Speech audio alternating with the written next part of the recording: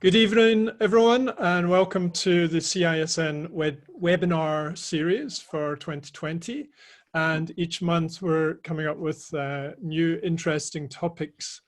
And for this one, I'm really excited to bring in I won't use the word old, I'll use the word long-term friend and colleague, Charlene Hutsebaut. And I'll just mention how we met, and it was back in 2000 or 2001 in health department at London with Pete Williams. And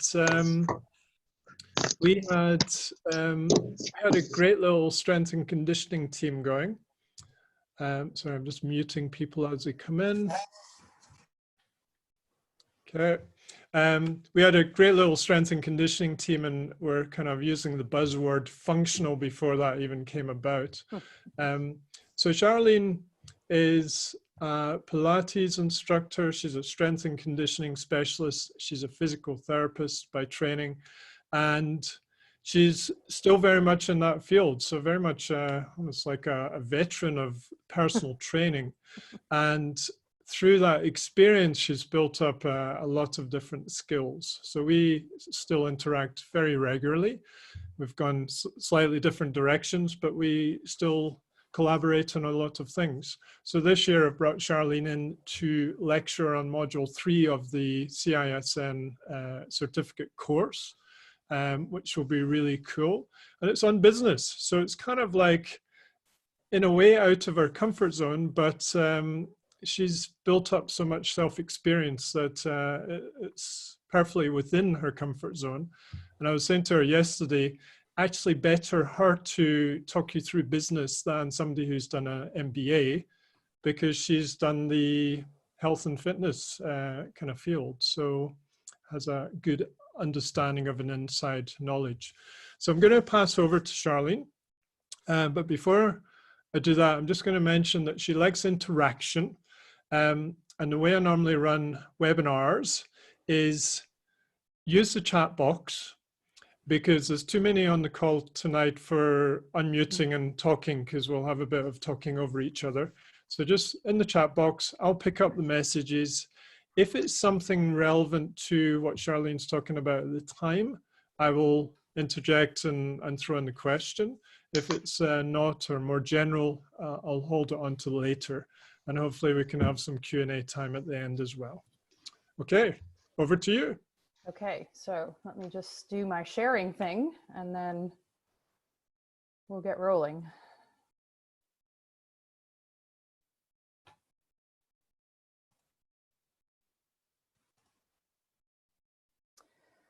Okay, so bizarrely, I put the same shirt on. It's my photograph, but there you go. So thanks, Ian, for having me. It's a real honor to be here and share what I've learned over the years working in health and fitness. So the good, the bad, and the ugly, and lots of tips and tools for you today to help you run your business seamlessly. And I wanted to start out by saying that I do speak to a lot of other practitioners who, you know, they say, oh, you know, I love being with my clients, or I love doing the workouts, I love doing the program writing, but they just feel they're terrible at their business. And I think that could be from, you know, when I did my degrees in the 90s, there was nothing on business. There was nothing on, well, we didn't have social media then, but there was nothing on accounting or advertising or some of the elements that I'll touch on today. So I think that there is a subtle art to running a smooth business alongside all the stuff that you love, you know, like being with your clients. And one of the things that really stuck with me after university, and I have been reading that there's a little controversy on this now, was the concept of periodization. Whether you believe in that or not, periodization to me is just sort of a big word to say a plan. And I think that when we work with our clients, whether you're a personal trainer doing movement plans or fitness plans, or you're a nutritional therapist or dietitian with us today, you will make a plan for someone. And I think we forget that we need our own plan. I see a lot of practitioners who are overworking, taking every job they can, then they're doing their workouts, then they're trying to sleep, and there's sort of nothing left for them at the end. And if you had a client coming to you like that, you can imagine what you'd say. Let's find a balance. Let's see where we can tweak things, move things around so that you're performing and feeling your best, performing your best, basically. Sorry guys, just a little pause. I'm having a look down at my notes here. So just a little bit about me so you know who I am. When I do my workshops in person with people in corporates, I kind of like the line, I'm here to be your guide, not your guru. As Ian said, I don't have an MBA, but I do have around 26 or 27 years experience in the health and fitness industry. And that has taught me a lot. In some shape or form, I have been running my own business alongside having jobs where I've been employed by other people. But since 2005, I have been exclusively running my own business or two as we've been going along. And I've done that in medical fitness centers, doing corporate workshops, working with personal training clients in regular gyms, the small boutique personal training like we did with Pete at the health department in our early days. And I've run a couple of online memberships and shops as well. The last thing I want to say on this page is that I'm very passionate about our professionalism in our industry, hoping to inspire others to work with great deep integrity, making the sessions and the work you do about your clients, but also taking care of yourself. And delivering excellent customer service. I started my career in retail, so I've always been front people facing, and I have a passion for that. So what does make me qualified to talk about business? Running businesses in 3 different countries, working freelance since the mid-90s alongside those other jobs, on the job training, working with business coaches, which I'll tell you about a little bit later. And as I've already said, making some mistakes, and I've made some doozies, and I hope you can learn from those. And always being curious about things. So let's get into the meat of it. So when we think about a client in front of us, we know from our education and our experience that they are a living organism. And that is how I view our businesses. There's all sorts of different elements that need to come in that we need to look at to keep that organism healthy. And if you have made mistakes like I have, sometimes that stems from not getting your attention on a certain element or neglecting it because, for example, you don't like doing it, or it's exhausting, or you're not good at it, but we'll come to that later too. So here's a little list of things that could be included in your business. You may have other ones. You may have a business that's slightly different, but these are the things I think a modern business in health, fitness, nutrition will have. You and your clients, accounts and invoicing. Oh God, that's why I hire an accountant. Advertising, social media, legal stuff, which in my early career, I never would have thought would have to deal with. Creating content, program writing, networking, staff, and what I didn't include in this list was branding and website stuff as well. So I do like a good quote. And if you're already feeling overwhelmed by my list of elements about a business and what's included, I really like this quote by Mark Twain that kind of gets you thinking about bringing all those little elements together and then going one at a time. And this is what I mean by thinking like an athlete, taking all those elements of your business and slotting them into a day block, a week block, a month block, a year block, like you would periodization for your client. So I'm a big believer in delving into yourself. Ian and I have had many conversations about this, knowing yourself, knowing why you do what you do. And we will come to this a little bit later because I have a practice. As Ian said, I like to be interactive, but I also like to give you things to think about. I don't want you to just be bored listening to me for the next hour. So just for now, You can get a pen and paper ready for later, and you could do this on a device, a phone, note, or whatever is your method of writing things down. But just for now, I want you to think about, down deep, why you do what you do. So why do you do the work that you do?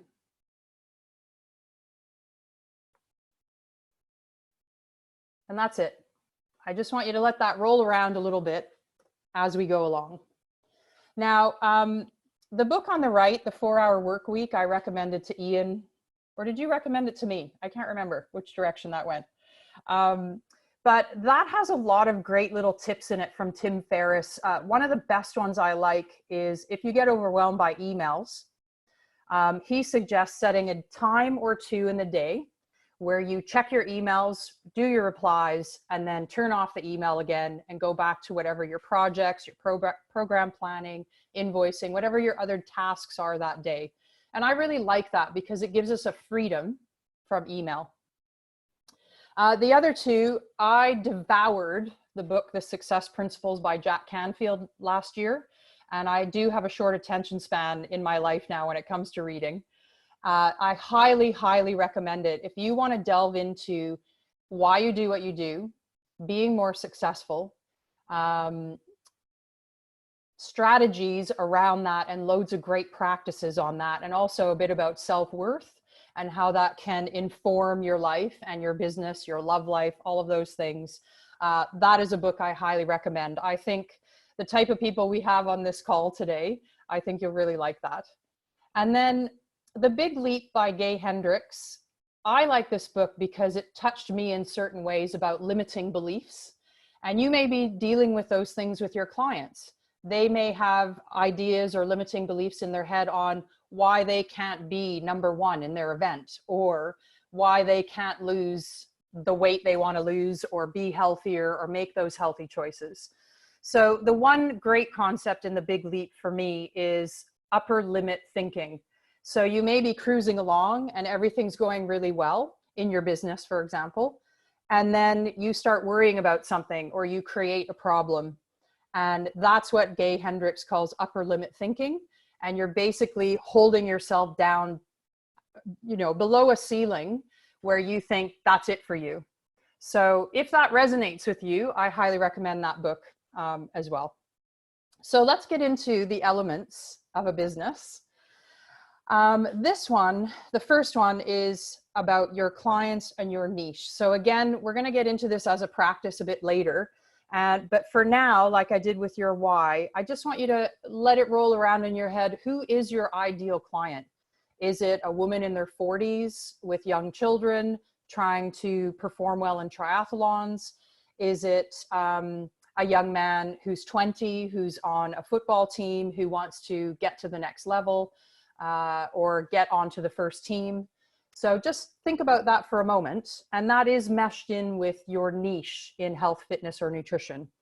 And I know there's some people on the call that I met through Ian's course who I know you have some great niche areas out there. So yeah, it was very interesting to meet all of you.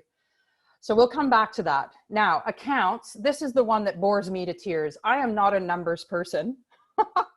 So I outsource. I don't spend a lot of money.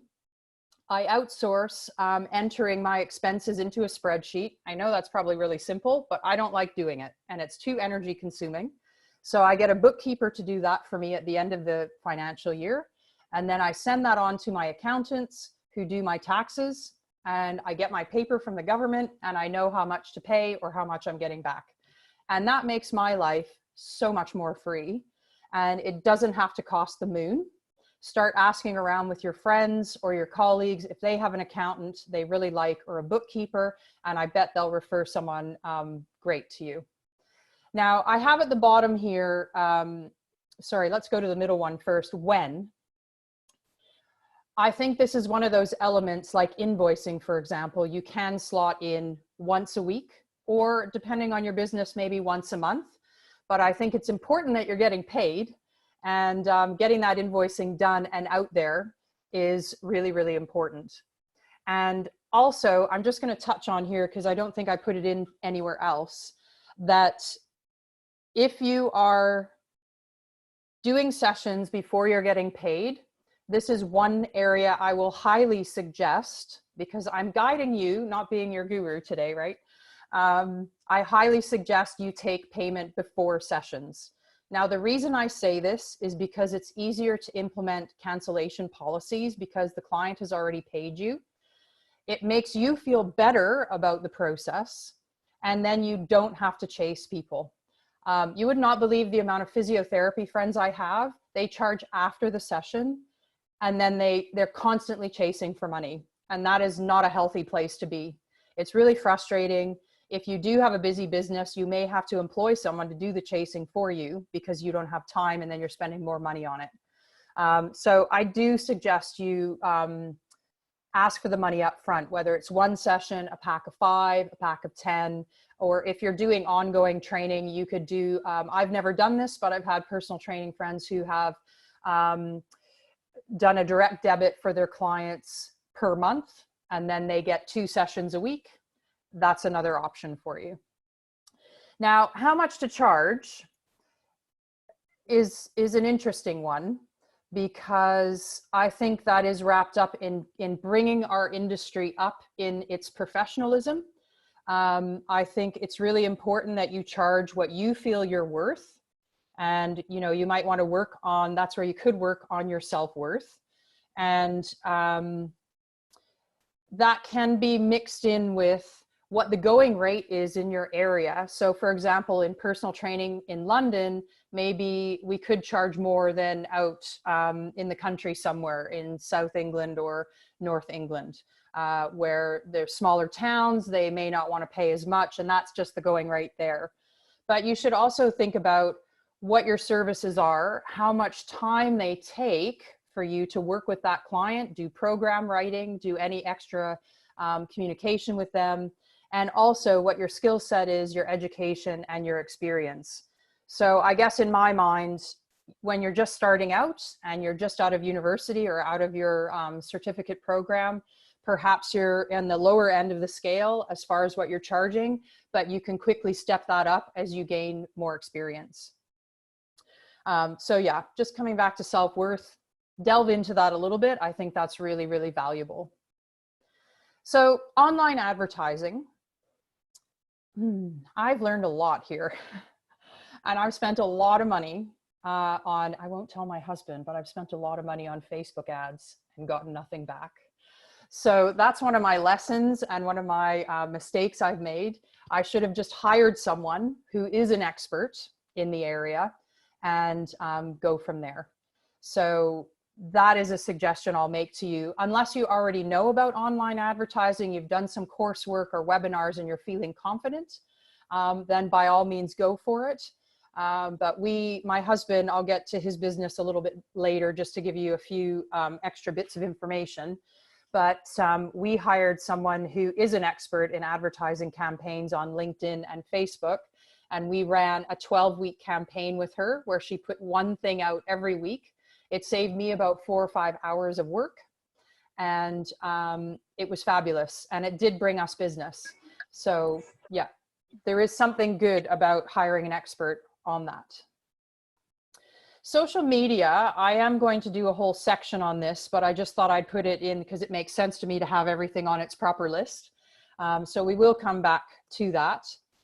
So the legal stuff, now you might have thought, oh my gosh, what's she talking about? Was she sued or what happened? It was nothing like that. I know you all have insurance anyways for what you do, but legal stuff, what I mean is having contracts for your clients, especially if you're working in the corporate world. Most of those people expect you to send them terms and conditions. The person I've listed here, offtoseemylawyer.com, she's an old networking friend, and I simply recommend her. I get nothing out of this other than she has a great thing to offer you. She calls them oven-ready documents. So if you go to her shop, you can get freelance contracts, you can get a website health check, you can get things about GDPR. There's all sorts of things there that will help you to run a really solid business from the legal side of things. And those oven ready documents are much less expensive than having to go to a lawyer properly and get charged per hour by someone. So do check her out. Think about what you need.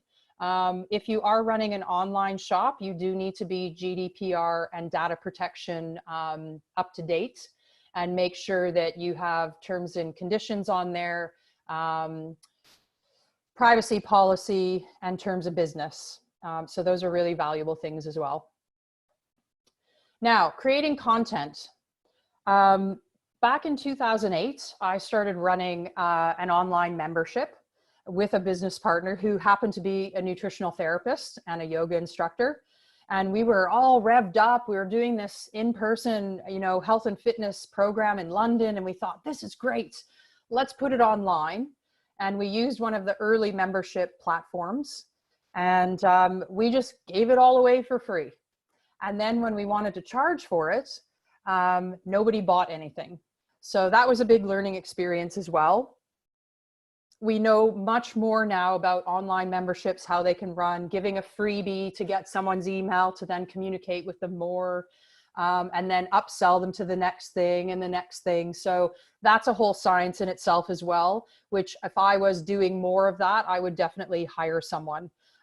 So there are email campaigns you can do, marketing funnels you can use, and all sorts of things. But just the content itself, you can write articles, blogs, videos, social media posts, how-to guides. You could write a book like Ian has, and is on his second one apparently. So there are all sorts of things you can do. I will say to you, there are not going to be many times where you are asked to write an article and get paid for it. In my career, I have had that once. And those weren't so much, no, sorry, I was paid once to write blogs for a big business and once to write articles for a business's magazine. And I do think those are few and far between. I will say, I do think that in our business, like any wellness or health business, a lot of the media think we'll do it for free so that we get the attention and that we get the hits to our website or more followers on our Instagram or whatever. And I haven't found that to be true. So be very, very careful and picky about what you say yes to or what you're looking for as far as creating content or sharing it with others. The other thing I'll say in here, which I haven't put anywhere, is in the webinar, is about workshops. I've done workshops for like a day workshop for women, for example, where I wasn't paid for it, but promised that I would get a load of followers, and that doesn't happen all the time. So just be very wary of those things and who you say yes to. So I will say that we know now in this modern world, in the last couple of years, video is extremely powerful. If you go to this link, I know that's a bit of a long link, but that'll be on the webinar to watch after, and I'll leave this screen up just for a moment if you want to write it down. So stats on video, this is a great little blog post from this company showing you the power of video, who's watching what, where, what percentage of people are watching, and that could help you mesh those stats with your niche or ideal client. So if your ideal client, I'll get to this later as well, is on Facebook more often, you don't want to be posting loads of videos to LinkedIn because they're not going to be seeing them. So that there's a little bit of work for you to do after the webinar today to figure out who your ideal client is, where they are. And there's another post coming up, blog post coming up for you to look at as well. Client program writing. This is definitely Charlene? Yes? Can I interrupt? You can. Someone asked a good question, and it was around your pricing of sessions. Yes. So she said, if you charge per personal training session or pack of sessions, yeah, how do you factor in extra for programming, nutrition support, etc.? So I remember saying that to someone myself personally, that she was giving too much for free because she wasn't charging for writing programs. Yeah. Yeah. What are your thoughts? So I think you can either do that. You can do that in two ways, Simone. You can do it as still going with a one-off session, for example. So you see them once, or you've done 5 sessions with them and then they ask for the extra nutrition program, for example. I would say you can have that on your website, or you can say that in your initial conversations with people, that any programming is this much per hour. So this is what you get for these sessions. If you want these add-ons, they're this much. The other way you can come at this is to have an overall package, which is what I've been trying to do, or have been doing the last 5 or 6 years. And coming away from that traditional way we think in our industry of doing it per hour or per session, and doing more of a package of, I'll give you an example of mine. So I have an initial 10 session package, which includes a 2-hour initial assessment. The initial assessment includes the time I take to write their initial program to get them going. And it also includes some, what's the word I'm looking for? Communication throughout a week. So I have some clients I actually do send a WhatsApp message to every day. And that's the little motivational thing that I've been using a lot more lately, but that is considered to be included in that initial package. So what I do then is when they want to do more sessions after that initial pack, of course, the initial 2-hour session assessment is not in there anymore. So the price goes down a little bit for the package of 10 more sessions. Some people request to do 5 because they're more comfortable with spending that amount of money. But I think I like the package idea. It's a nice way for you to say to people, look at this list of stuff you get. And you get it all for this package price. And we can move you through 10 or 12 weeks of great work together, changing your behaviors or whatever it is you're saying to them. Oh, I see something flashing. Okay, so from Osama, for your corporate clients, have you kept prices consistent year on year, or do you increase rates to account for inflation? If you increase, have you had any drawbacks from long-term clients? No, I haven't. I have increased my rates on those things over the years, as you say. And because they're big corporates, they kind of understand all that stuff. So I haven't really ever had any kickback on that. Yeah. Shall I move on, Ian?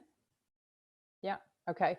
So with client program writing, again, this is not one of my favorite things to do, like the numbers, the details. I'm a people person. I want to be in the gym, teaching movement, looking at their bodies, helping them, guiding them through those kinds of things.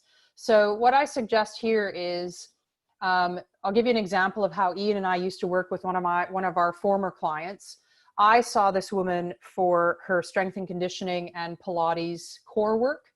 And Ian at the time wrote her triathlon programs, which he obviously enjoyed and I did not.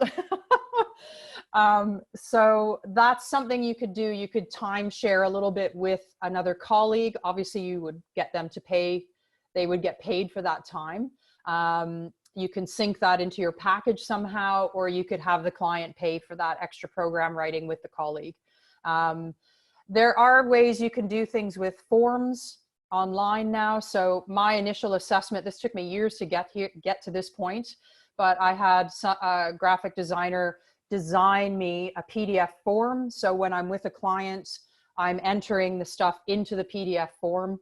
Some personal trainers I know and some nutritionists will have that form on their website as a private link. So when someone signs up, they send them the form and the client fills it in beforehand.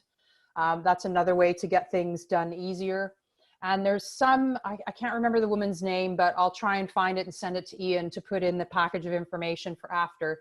There's a woman in Canada who does great work around a form on your website to draw in an interested client. So you're getting a little bit of information from them, but you're also giving them some information to draw them in.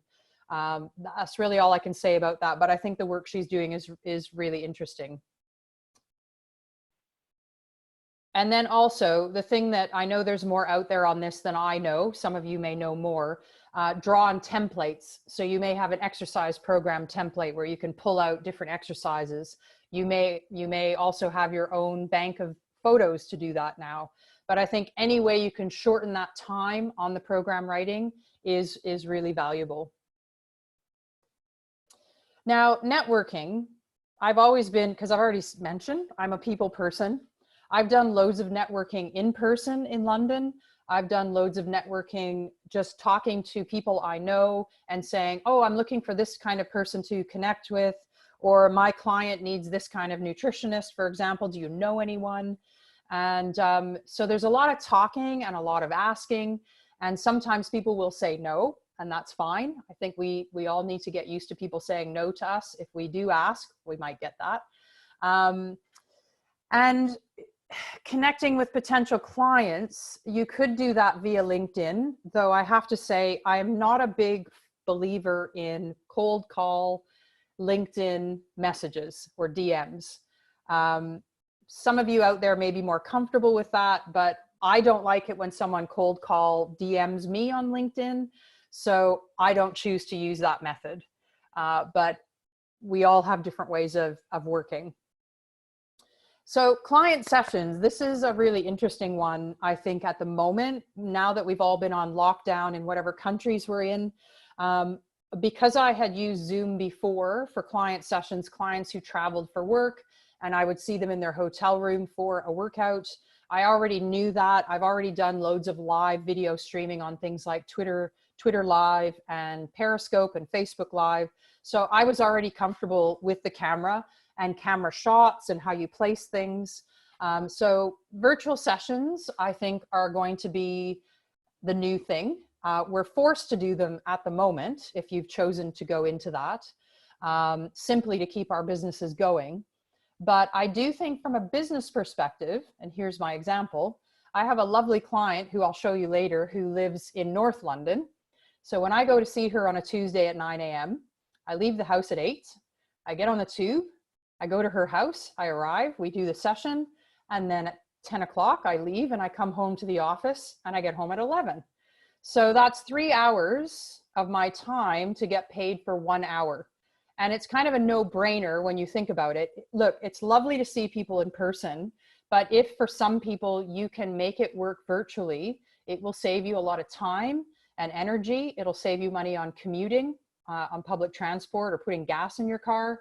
I think there's a lot of potential for modern thinking now that we've seen what lockdown has been like and how we've had to shift and adjust. The other thing is, my example, my main practice in London is at the St. Pancras Hotel. I do pay £20 per hour to see a client there. So can you have your own physical location for your clients? So it's yours, you don't have to pay rent. Can you find somewhere that has cheaper rent, or can you do virtual sessions? Now, let's talk about you more. Your why.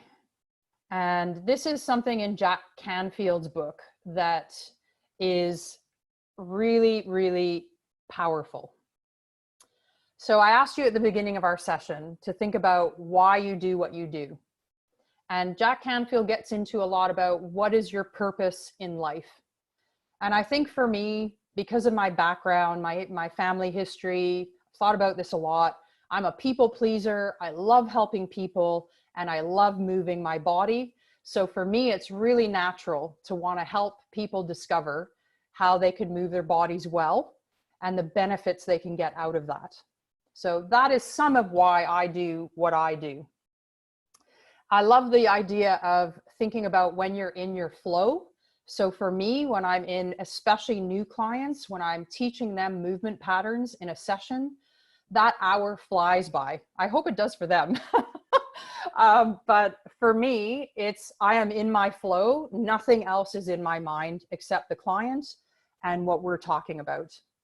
So I invite you just to, if you want to write those things down and come back to them later, you could take some more time to contemplate those things. I think it's a really interesting thing to do, to look more inside to benefit yourself, your business, and your clients. So this is a quote from Jack, which I quite like. I just need to move my Zoom over so I can actually read it myself again. And this is where, when you think about everything you think, say, and do, the everything you think, we're learning more and more about neuroscience and positive thinking and affirmations and how those can change our behaviors. So not only for ourselves, but also for our clients, because we are trying to help them change their behaviors around their health so they feel healthier, perform better in their sport, or whatever it is their goals are. So now I'm going to take you through, I'd like you to get your pen and paper out. We're going to talk about you more. And, or your device, whatever method you'd like to use. And we're going to go through just briefly. You can write these down, or you can come back to the webinar later and go through this again, or you can get Jack's book. Again, I get nothing out of it monetarily other than the fact that I think it's very powerful and valuable. So, life purpose exercise. We're going to go through 4 statements or questions. So you can either write them down, the question or statement, or you can just wait for me to say them and then write them down, your answers.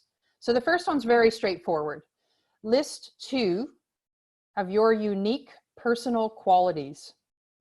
And examples here could be enthusiasm or creativity, caring, any of those things. Attention to detail. So write 2 things down, 2 of your unique personal qualities. And I'm just going to watch Ian for my timing here because I can see him writing.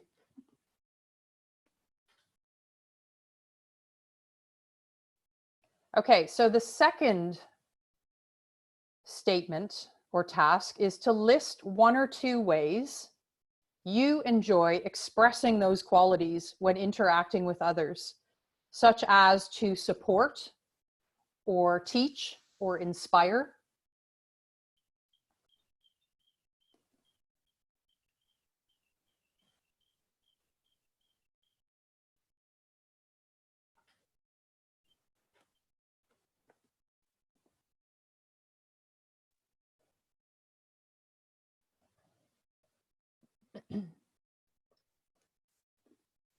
Okay, number 3, assume the world is perfect right now. We have to visualize this a little bit with lockdown, but anyways, assume the world is perfect right now. What does this world look like? How is everyone interacting with everyone else? What does it feel like? Write your answer as a statement in the present tense, describing the ultimate condition, the perfect world as you see it and feel it. And remember, your perfect world is a fun place to be.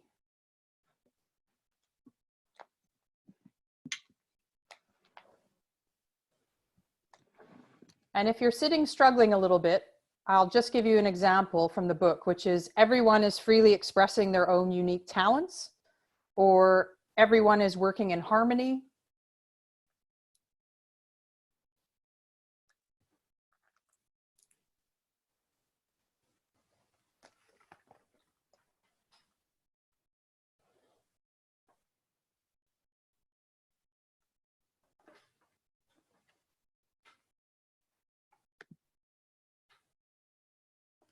Okay, so you should have a few things written down from the first 3 questions or statements. Now we're going to, let me say the statement and give you an example so you know where you're going with this. Combine the 3 prior subdivisions or statements of this paragraph into a single statement. So here is an example from a holistic medical doctor listed in this book. To use my vast knowledge of integrative medicine to educate, inspire, and empower people to live longer and healthier lives. So you're taking the first 3 things we worked on and combining them almost into what I'd call a mission statement.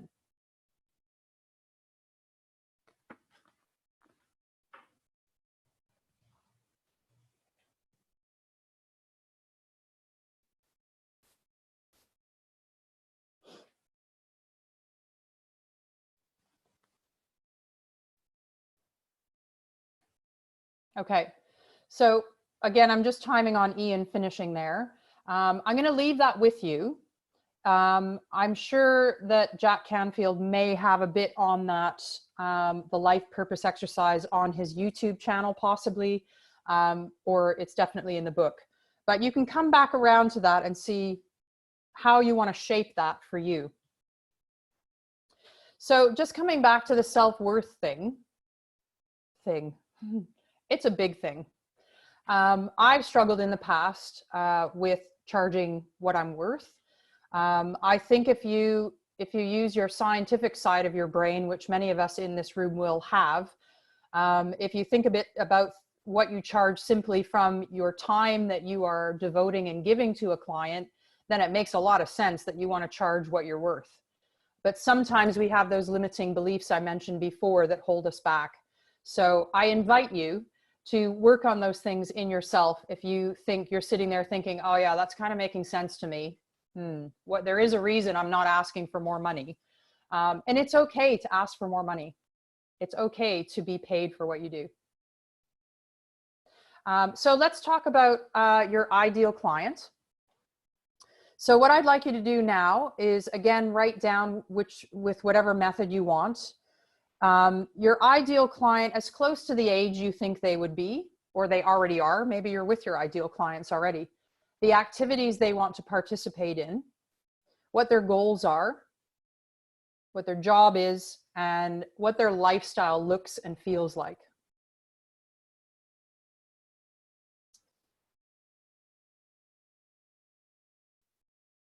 So if you write those things down, I will get you to come back to these later, because you may want to sit with that a little while and go, okay, who am I working with now? Who do I really want to work with? Or is it already working now? And a lot of these things will inform your business. So we've already said a little bit about running your business is like working on the health, is like functioning like an athlete. So running your business, in my mind, is like working on the health of a human body, where planning like an athlete can enhance the functioning of your business. So I've already touched on thinking about bringing those elements of the business in and planning like a periodized program.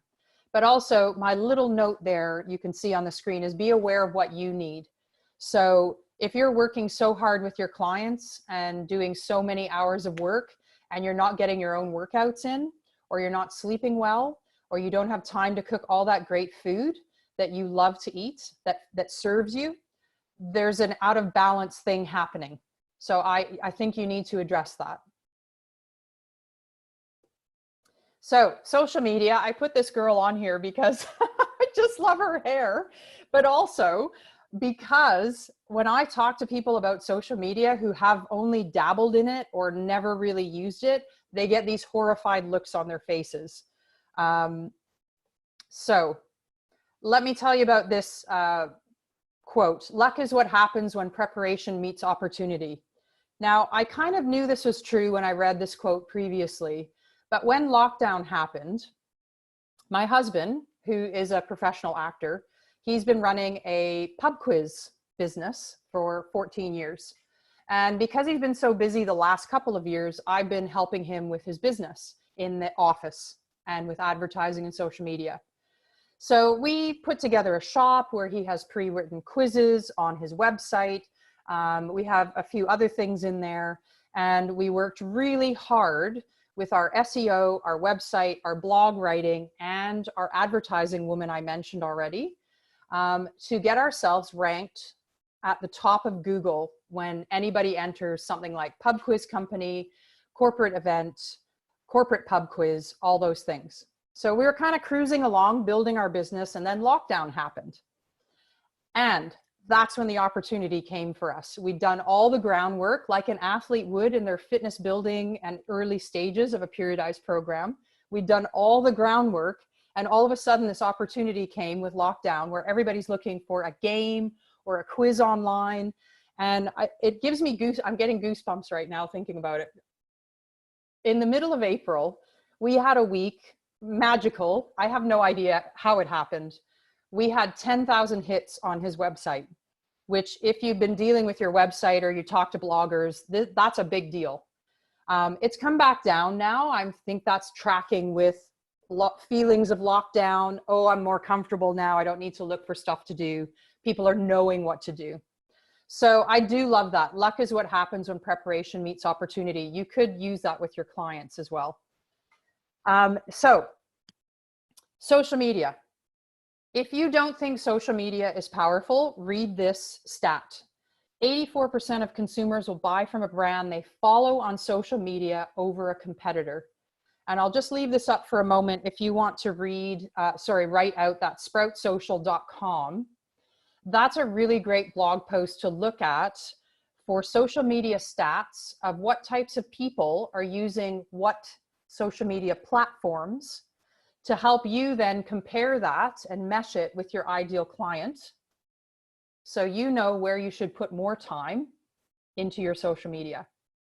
So we had a question about corporate clients. If you want corporate clients or higher end business people, then LinkedIn is the place you want to be. But you're going to operate and look different and speak differently on LinkedIn than you would on Instagram or Facebook, because it's a business platform. You should look the part. You should have a great looking brand everywhere. But LinkedIn is slightly different to the other platforms. So social media preferences, along with what I just said about stats on social media and meshing it with your ideal client, I do really feel like you need to follow your own personality as well. I'll give you an example. I'm on most of those things except, I'm on Snapchat, but I don't really understand it. I haven't used TikTok, so I'm not on trend, but all the other ones I have an account. I know the importance of all of them. Instagram frustrates me because as much as I like beautiful photographs and I like taking photos, I find having to put in all the text below and making it meaningful, I'd rather talk to someone about those things. And also you can't share seamlessly on Instagram. Whereas on Twitter or Facebook, as examples, you can retweet or share across to your friends, your family, or your colleagues. So if you want to share stuff, I find that Twitter and Facebook are more shareable. You can repost on Instagram, but most people I find want to keep their Instagram their own. So there isn't a lot of cross-pollinating there. So think about what platform feels good to you, which one of you enjoyed, and see where it takes you. So I had a conversation with someone a couple weeks ago, and she didn't know what a hashtag was. And I had to keep a look of surprise off my face and just briefly explain that a hashtag, in my mind, is a way of searching for something on a social media platform or a way of being discovered. So I do suggest that you look up any world or national events that pertain to your ideal client. So if there's a major triathlon event happening and you know it's going to be trending on Twitter, for example, that's probably going to be a hashtag. I would use that hashtag in the lead up to that event. So London Marathon's a great example. The month before, marathon stuff is everywhere online. Use the hashtag marathon, London Marathon, etc. to help yourself be discovered. And then also every day, if you do go onto social media each day to do some planning, look at the daily trends. So at the moment, COVID-19, coronavirus, lockdown, quarantine life are hashtags that are trending a lot. So if you can make that relevant, well, home workouts, for example, or eating well at home during lockdown, you can use lockdown as a hashtag. I do like to make the post relevant to the hashtag. I don't really like those people who put all the trending hashtags in one post just for the fun of it and to get attention, but make it relevant to what you're talking about. So community, in my mind, drives your content. What do people in your niche area want to hear? What does your ideal client want to hear? So create your own content, post from other sources you respect and trust. So if you want to post from the Mayo Clinic, or you want to post from your nutrition university or school, that's a great way to get more content out that you don't have to write. and listen to your clients on the ground. What are they struggling with? What are they asking you?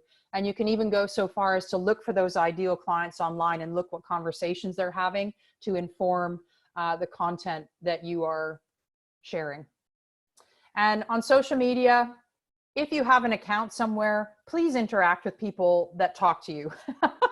I talk to people on social media and they don't talk back or they don't tweet back. It's different if they're a big celebrity. They'll have 1 million followers. They can't talk back to everybody.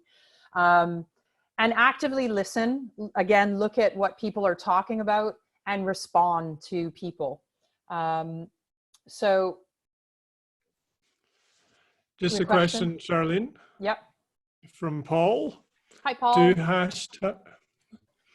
Do hashtags work as well on Facebook? He uses them on Instagram, but not on Facebook. Yeah, I would put hashtags on everything, especially if you have a public page or public profile on Facebook. You will get attention from those hashtags. Yeah. Okay.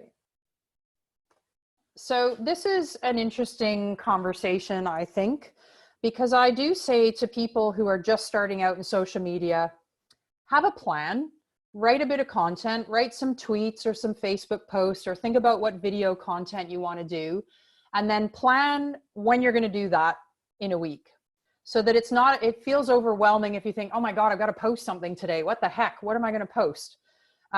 If you already have it planned, and maybe you could even run with a theme that week, or run along, if it's London Marathon coming up, you could run with, how to hydrate, how to do a longer run, how to eat well the day before your longer run. You can see where I'm going with this, but that'll inform your content. So I think when you're in early stages, it's really important to plan your content if you're sort of a newbie.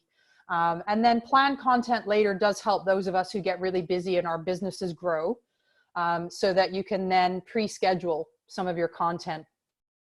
And I have a friend who does really well on Instagram, and she does a live video every Monday morning. That content that the topic she shares is decided by her followers. So she has a very engaged community, and she asks them the week before, in the middle of the week, what do you want to hear from me next week? And that's how she decides on the content. I personally am a bit more of an organic poster. I have to work a little harder on the planned aspect, and I do think it is valuable to a business. So you can use either or, but always be led by your community or your clients. Give away tasks that you don't like or drain your energy or you're not an expert in. So I've already mentioned accounting. I'm not trained in accounting. I don't want to do that. It makes me tired. Think about the jobs you don't like or that are big energy zappers. And if you can, give them away. If you work with someone, ask them to do them. If you have a husband or wife or partner who doesn't mind doing something for you, then do that. Or outsource and pay someone a small fee to do some of those jobs. Now, if you are getting someone to do your social media posting, and I've seen Ian do this really well over the last year. So he has a team that he co-works with and people who work for him as well. But I see him interacting and posting as well. I wouldn't want to see someone have a team posting their social media stuff and then the brand or the company person doesn't say anything. I think the audience out there, they'll quickly catch on, well, where's that person? Like, I shouldn't make a joke about the Prime Minister right now, but anyways, we won't go there. So respond to your social media messages and involve yourself in the planning process. You can't just hire a social media person and say, yeah, read about my business on my website and start posting, because they may start posting stuff you don't want them to post. You need to have the planning process at the beginning about keywords, messages, your values, why you do what you do, and get that all in that strategic social media plan. So when it comes to having a coach, I think that's really valuable. So on the left is my friend Mandy Leto, And I do recommend following her on Instagram. She has some amazing, she's very clever and very smart and very insightful. And she has some amazing stuff for those who are overachievers, which in health and fitness, many of us can be. So look her up, Mandy Leto.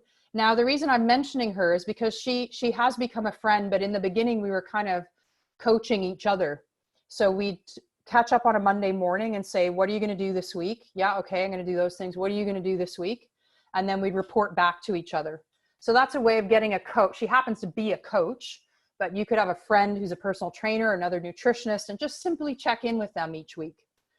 The lady on the left is one of my clients. I've been working with her for 12 years. She's lovely. She is an MBA, so a chartered accountant. And she and I talk about business a lot. Now, we have the type of relationship where she doesn't mind discussing that in her session, but I will caution you, do not ask clients for their expertise or advice in their session that they are paying you for unless you know the relationship can handle that. What you could do, if you really value their opinion and their advice, is say, could we do an exchange? So do you mind, I'll give you a nutrition session if you give me a business session. And I've seen that work very well in the past. So we come full circle. Planning like an athlete. Think about all those business aspects, elements that you need to have a healthy, functioning business like an organism or a human body. You need all those little things implemented. Look at where you can outsource and get help. So that gets you into your zone of genius or your creative area. And make sure you are taking care of yourself in the process as well. So I've just added in here activities and workouts. I mean your activities and workouts, and rest and recovery. I am a huge advocate of rest and recovery. I think too many people forget about the power of those things. I know I've worked with some athletes and some very alpha type personalities who don't like the word rest because they think it makes them weak.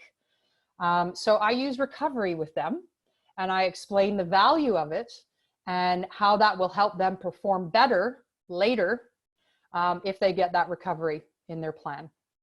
So I'm hoping that what I've said to you today and shared helps you to build and sustain a resilient strength and focus within yourself, and as you enjoy and grow your business. Thanks for having me. I hope you have some questions. Thanks, Charlene. I think that's the first ever business webinar I've personally experienced.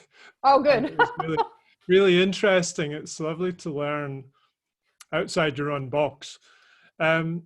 So we're on Q&A time. So we've just hit 6 o'clock UK time. So if you need to go, head off, you can get a recording. Probably tomorrow we'll have it ready. If you want to hang on and ask a few questions, Charlene's available. And you can either type in your question and I'll read it out for Charlene, or you can just say question in the chat box and I'll invite you to unmute yourself. Okay, right. We've only had one so far. Sorry, okay. I have to leave early. Very insightful. Okay, so what Charlene gone through: social media, business administration systems. Okay, we've got one from Adam. If you're trying to work with younger or youth athletes, how would you recommend appealing to them, i.e. appeal to them or their parents? Yeah, I think Ian, you've hit the nail on the head there. I think you need, if they're under 18, you definitely need to be dealing with their parents as far as disseminating information.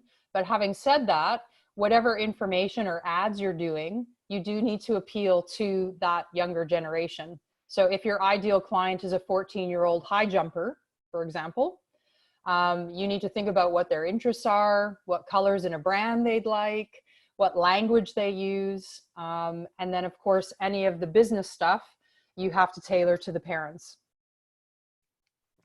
Yeah, I'd agree with that. you can attract both the parents and or the kids. So like I see teenagers in my practice. It's not necessarily them finding me, it's generally the parents finding me because of I mostly work with adult athletes. But if you're on social media and you're trying to push more for that crowd, I'd do fairly, yeah, like add in some coaching and nutrition tips for younger athletes and so on, and try and get a wee bit following from them, because 14-year-olds are, most younger athletes will be on some kind of social media or on websites and so on nowadays. So yeah, a bit of both. I would agree with that.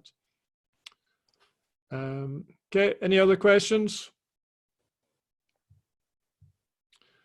I take it you're all gurus at social media. They might be. Maybe they know more than me. That would be great. We should do a reverse webinar. I just had a very nice compliment from Charlene yesterday that Ian's doing quite a good job on the social media. She had to convince me probably about 5 years ago, Ian, you need to be on Twitter. Why? I don't like it. I still don't like it, but it's fun sometimes. Okay, so Belinda, you mentioned that you would recommend doing an overall package. Would you still do one-off sessions as well? Probably like for clients to do comparisons, etc. I suppose you could offer that. I do find that if you do a one-off session, make sure you get paid for it, first off. I'm not a big believer in free sessions. That is something in the fitness industry, I don't know, it drives me insane. Because I don't know what the percentages are, but I would assume the percentages of someone coming and having a free session and walking away and not signing up are pretty high because they're getting something for free. So I think it is, yeah, if you're doing comparison stuff or testing, then yes, that would be slightly different. But if someone has a longer term goal, which most people coming to you will, whether it's weight loss or eating healthier or decreasing their blood sugar or performing in their sport, you probably want to get them for at least 12 weeks. So that's where a package is really nice. The only time I'll say in my business where I work one-off sessions, because I work in a hotel gym, sometimes I get a hotel guest and I'll see them once, but a lot of them are business people and they come back. So I have seen many people at that hotel several times over a year for one-off sessions. I'll just mention on the nutrition front, because I personally found that very challenging. I went from working with you and Pete, and it was blocks of 10 sessions we were doing for personal training. And then I went into nutrition, and we were very much taught to be very, very thorough, hour-and-a-half initial 1-hour follow-ups. And that's kind of how I did it for several years. But I've personally kind of got more into the business ways of running sessions the last couple of years. And I changed basically overnight, from December into January, from single sessions to, okay, initial 90 minutes, and then either a block of 3 or a block of 6, nothing else.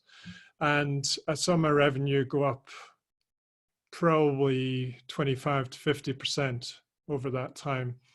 Yeah. And it just gets a better buy-in. I will do occasional single sessions, but I charge them much more than the average for that 1 hour. And yeah, that's I'll continue to develop that. But it's harder in nutrition because there's different ways. It's not like, a block of 10 personal training sessions. The expectation is they come, you give them a diet plan or whatever, and off they go and follow that. But it's not quite so simple. Yeah, I think from my perspective on the nutrition stuff, you could talk to them about the fact that, these changes that they want to make don't just happen. We all in the room here, we all know that. So having a package of 3 or 6 or 12 even in a nutrition setting is valuable for the client because they're working on for some of them, very difficult behavioral changes. So I think that is one way of speaking with someone. Like, this isn't just about you going and here's a meal plan that you follow for a week. This is about you making some really deep, powerful behavioral changes so that, you know, you're doing this on your own eventually, yes. But the behavior change is helped through the process of working with the nutritionist or the dietitian. Yeah, it's the process of change, and that doesn't happen overnight. Thanks, Susie. Susie does either 5 or 8 sessions for nutrition. Great. And I'm seeing a lot more nutritional therapists who are actually creating packages now, which is great. But we're very much taught, well, most colleges don't teach us very much the business aspects. No, no. Okay, Renata, what are your thoughts about charging, I guess, differently depending on the client's age or income versus having your prices on your website? Okay, good question. I'll start with the second one. There's pros and cons to having your prices on your website.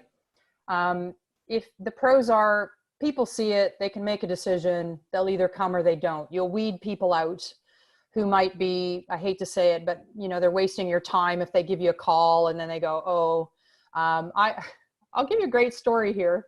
I had a client who was, got my name through a group where I had some clients, and she called me up and, you know, she's asking me all the questions about what do you do in the sessions? What am I going to get out of it? So I'm telling her.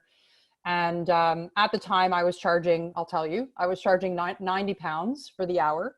And she said, oh, wait, can I just ask you how much you charge per hour? And I said, I'm charging 90 pounds per hour. And she went, okay. And she asked me a few more questions. And then she could hear the thought process coming through the phone. She went, oh, no, I'm going to stop there. I think what you're charging is far too much for what you're offering.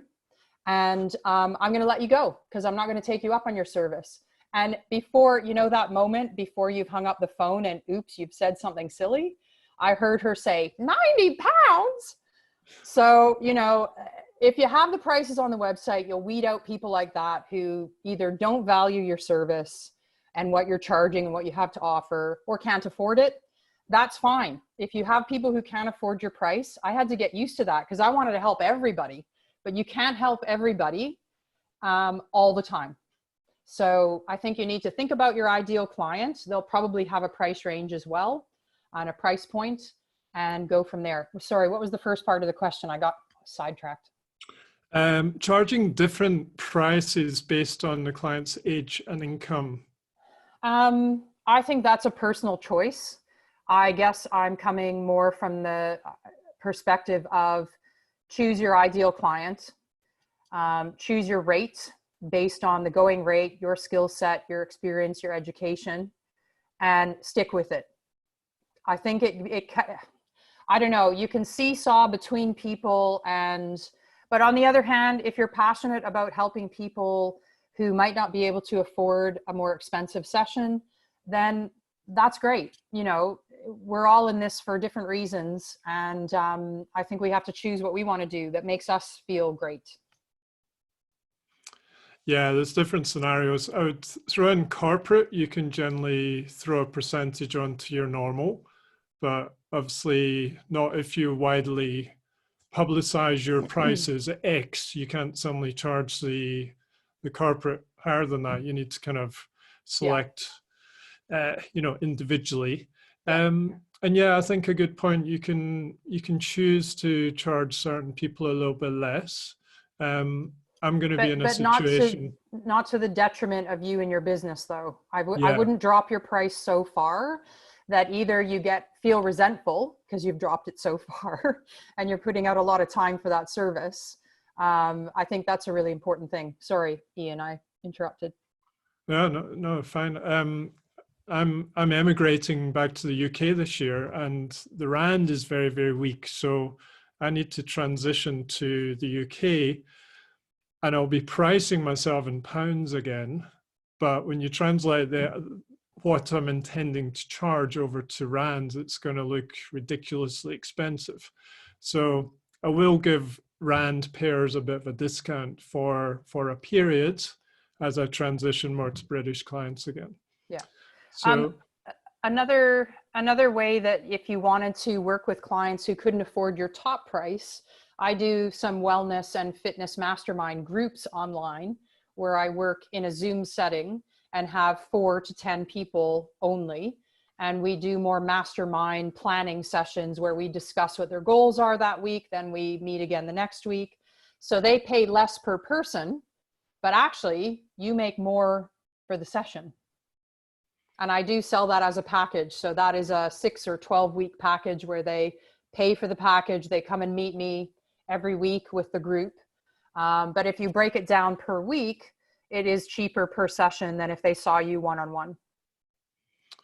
That ties into Simone's question. She was asking how many clients would you see at a time? Her max is around 10. And you said between 4 and 10, didn't you? Yeah, if it's on a Zoom setting, yeah. I think that's just a quality from a teaching perspective and an interaction perspective. You don't want people to feel overwhelmed or not have enough time to speak and share. Okay, this looks like a nice meaty question from Chris. Yikes. Your opinion on online consultations, and do you think consultation process change post-COVID, i.e. greater Zoom, Skype consultations, and would charges be different to what you would charge face-to-face? Okay. I'm going to start at the end of that again. I'm doing virtual sessions. I have not changed my price. Just because I'm not going somewhere or having to pay rent somewhere doesn't devalue the service and the experience that I have to share with that client. I'm not sure if that's where he was going with that, but I would not change the price despite you not going somewhere or having to pay rent, because you're still valuable in what you charge and offer. I do feel that just out of necessity, a lot of us have gone online doing virtual sessions because a lot of personal trainers or nutritionists just would have stopped working. So those of us who jumped at it, that's what my husband and I had to do with his quiz business, but I was already doing a few sessions virtually in fitness. I think it will be a big change. I think, as I mentioned earlier, people will look at, well, if I'm working 3 hours for 1 hour pay, that's kind of silly. Why don't I stay home in my office and do it if you can? I think in nutrition, it's slightly different, though I know it's important and valuable to see someone walk in the room with you. You can look at their demeanor, their body language, how they look, how they hold themselves, but you can see a bit of that online as well. So I don't think you lose too much doing virtual sessions. And if you are a personal trainer out there or another fitness professional, I can tell you from experience that virtual sessions do work extremely well. The only place you lose out is if your client doesn't have the equipment that you want them to have. So if you've got someone doing Olympic lifts and all that, and they don't have the equipment, obviously you can't do it. But if you can get them to get a TRX and some dumbbells and a medicine ball, and they don't mind investing in that because they'll have them forever, then the virtual sessions work extremely well. Simone, was that actually meaning one-to-one clients? Oh, yeah. So, okay, so Simone, you're meaning overall you have 10 clients on the go at one time. Yeah, I think that comes to a personal decision, but I actually do have a lot to say on that. I think that I see a lot of younger trainers overworking themselves because the money's exciting. They're in they can do it. Some of them can do it physically. I can't do that now. I can see 3 clients in a day. My energy's maxed out because I want to save some energy for my own movement. So I think that's where the personal choice comes in. How many sessions can you handle a day, a week? And what quality can you give to any individual client within that group of people you're working with? Where does your quality end? If Simone's saying she can work with 10, she's probably figured out that works well for her. That works well for the service she can provide to the client, and it probably works well for her energy. But I bet if she went up to 12, 15, 18, maybe that would be pushing her limits. So yeah, I think it's important to realize what works for you and what doesn't. Yeah, I second that. We've both been in the boat of doing back-to-back clients for several hours a day. I've done it on nutrition, and you just kind of walk out of there like a zombie at the end of the day, and then you don't have energy for your own exercise, for your own self and the business you want to do. So yeah, it's a personal balance. You'll generally find, yeah, younger, earlier in the career, you'll do more, but then gradually as you get older and more experienced, put the prices up, get a little bit more exclusive and offer a bit more, and then have more breaks in the day. Okay, right. Any last questions? I'm going to give a 10 count to any last questions, and then we'll wind up. Oh, Paul got one in before that.